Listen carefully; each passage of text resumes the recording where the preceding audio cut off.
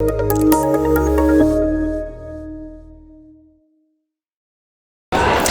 my name is Shireen Jabry, and I'm the founder and publisher of Transparent Publishing Limited. We have 6 magazines in Sharjah Publishing City: Faces of Motherhood, this month's Art Stoppers, Mining the Mind English, Mining the Mind Arabic, Dubai Wonderful, and the Hot Pink Issue. And today we're in the fantastic family event, 21st May 2022, and we're absolutely delighted to interview one of the award winners here. She's an influential mom, and she has amazing things to say, actually, and I'd like to introduce you to her. Her name is Aleksandra. Welcome. Thank you so much, and it's amazing to be here and to share these precious moments with all the moms and kids over here.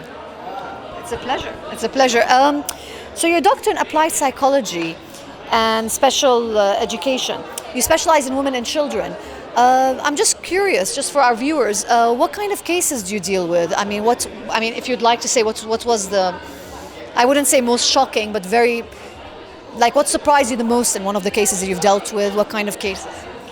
Interesting question, and if I'm going to go to talk, and we're going to go to talk day and night, I think. Okay. And I'm a world traveler, first of all, and that is my 4th PhD, what you mentioned. Sorry, say that. That is my 4th PhD, what you mentioned. Wow. Yeah. Wow. Okay, and what are your other PhDs? Completely different. That's the reason why I mentioned on when you asked for the portfolio that, and I said that I change few occupation, but most of the focus are women and children, what you mentioned. And when I was 18 years, I started to work for the United Nations projects, UNDP, UNICEF, and that was attracted for me because I travel and work around the world, 32 countries in the world, and I saw completely... So was it with United Nations? Was it on a political side, or was it mostly on the humanitarian side? Yes, it was humanitarian psychosocial support for the people, for the women and kids who really need that one.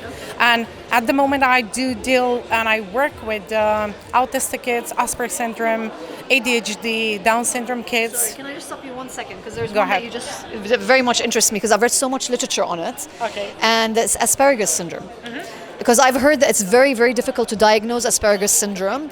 And I've actually known somebody that's known, like friends of a friend of a friend, that got diagnosed, but after about 5 or 6 years, going through so many different doctors and everything, and many were very reputable doctors, but it's very difficult to diagnose. And when she was finally diagnosed, she was quite surprised.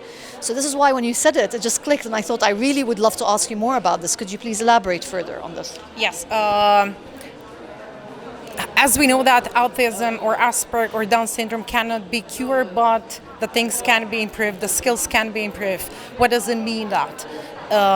If you say the autistic child and the Asperger syndrome child, you can say that they're similar, but they're completely different things. For example, when we talk about the Asperger syndrome child, you can see that they're perfect in math, they're perfect in reading, they're perfect in writing, but when we're coming to the communication skills, they're a little bit poor with the communication skills, not with speaking. We don't speak about speech delay or learning difficulties, but we talk about something what is related when they have to approach someone or somebody asks them something.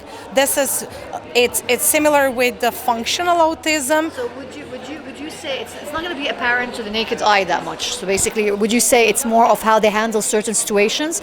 This is why it's very difficult. You can't really notice it immediately. Mm-hmm. So the reaction may be too extreme, or the handling is too... Handling, it's more difficult to handle and to manage the situation with the autistic child. Asperger's syndrome is easier to deal with the tantrums, with aggressiveness, because in short period they can decrease the level of tantrums. Okay, so there's a method to it. There are the methods. When you mention the methods, I would like to say that I'm certified licensed to Matis. Maybe it's new to hear that I'm the one and only in the Middle East to Matis listening program. What is the sound therapy? It's a French method from Dr. Alfred Tomatis, and scientifically and medical proof. And in the center where I do work, we are the license to work with kids with a special need. Wow, yes. Amazing, remarkable, honestly remarkable. Okay, I'm a breast cancer survivor myself, and you're also a cancer survivor. So I wanted to ask you about this. it's remarkable. I'm looking at my notes, and it's like I almost gasp when I'm looking at my notes because it's so emotional. You were diagnosed with uterine cancer at 23, such a young age, and then you went through 12 surgeries until the age of 35. And my gosh, I don't know what to say. I mean, I can't even begin to imagine what you've been through. What do you think made you keep it all together? What was the light at the end of the tunnel? How did you go through something like this? Okay, the first, I will try now to control my emotions and my feelings. Please go ahead. This is a very emotional topic to me, in certain cases to you, and I'm sure to our viewers as well. So I went through it, and I am where I am because of my daughter. And when I was diagnosed for the first time, it was I saw the end of the tunnel, but without light. But at the end, I was a single mother, and I said, oh my goodness, I have to do something, not because of me, but I have to do something because of her, because of my daughter. And the life started to push me, slap me, one diagnosis, another one, and I ended up 2008. That was a long time back, but that was my last one, hopefully last in my life. Yeah, and I'm here where I am with a full of energy. The things what they will give you the slap, they will make you stronger. And thanks for that. Maybe if I wouldn't go through that things, I will never be who I am today. I completely agree with that. I think it's sometimes you think you have a lot of strength, but then you're faced with diagnosis like this, and yes, of course you see black. I think I froze. For me, I froze, and then you see everything negative, you're frightened. And then and I remember one person, there was a breast cancer nurse, when they help you with the diagnosis while they were telling you, and she told me you're going to discover strength you've never had, and I thought, what on earth is she talking about? Because it's like you feel like you're about to climb Mount Everest, so I completely resonate and relate to that. And you also say, which I think I have the same motto in a way, you say, if life gives you lemons, make lemonade.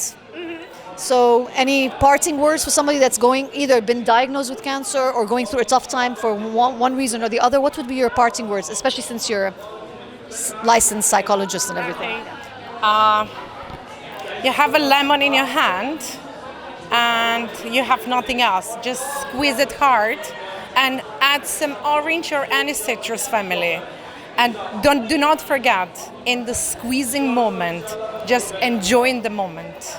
Feel the moment, because after the moment you will feel the real things. That was the meaning of when the life gives you the lemon, just make the lemonade. Squeeze it hard, make it easy, and enjoy. Yes, that's it. Get everything out of life, basically. Completely. It's a pleasure to interview you. Thank you so much. And please enjoy the event, and wonderful talking to you, honestly. Minutes with Shireen Jabry. It's a wrap.